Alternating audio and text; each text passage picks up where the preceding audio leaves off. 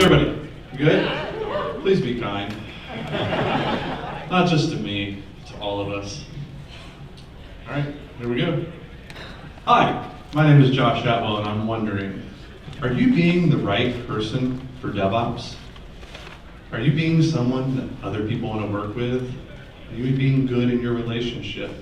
We're going to talk about that a little bit today.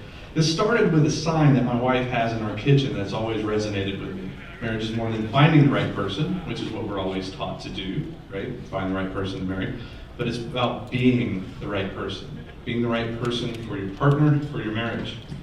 I correlated this with a quote from the Phoenix Project where Eric Reed, the member of the Board of Parts Unlimited, talks about the relationship between the CEO of the business and the CIO in IT as a dysfunctional marriage. They both feel powerless. So devs, we see them, they say, why does this have to take so long? Talking to ops, why can't you give me what I need? I can get it in the cloud, why can't you help me? If I wait for your processes, I'll never get anything done. I think we've all heard these things coming from the dev side of the house. And on the upside, it's, well, why can't you be more patient? These things take time. Why can't you use the things that I've already provided to you? These things work.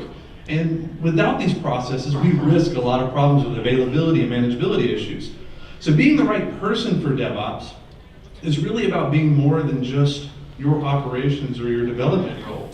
It's about understanding the relationship between the two groups and how you can be the right person in that.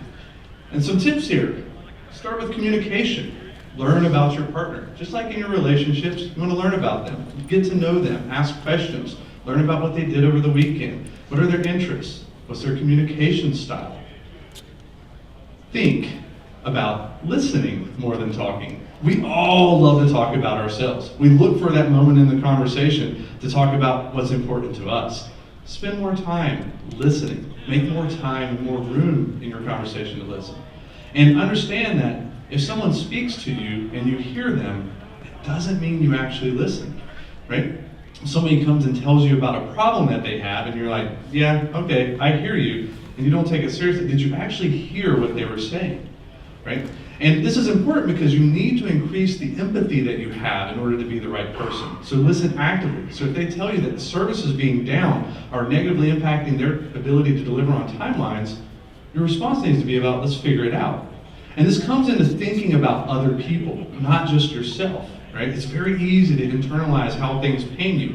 But when you start thinking about the value you can have to your partners and the other people, and how the work that you do impacts other people, it helps. And then doing for other people is helpful, right? Identifying and being sensitive to when people are struggling or when they're frustrated or where there's things that you can do to provide extra value and extra help. And then do those things and setting up time for that. And now you probably know a lot of things that your partner doesn't know. You have skills and capabilities that your partner doesn't have.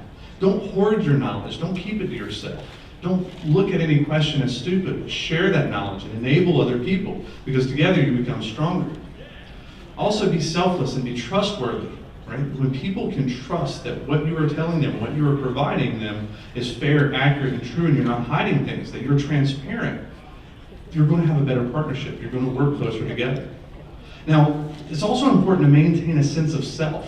Have your interests. I like playing golf. I like bourbon. I like going outside and getting sunburned, right? Continue doing those things. Don't lose yourself in the DevOps relationship, and apply those interests to your work.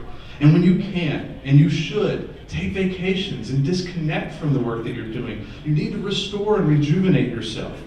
I actually advocate heavily to take mental health days. It's like sick days, but for your brain and for your psyche.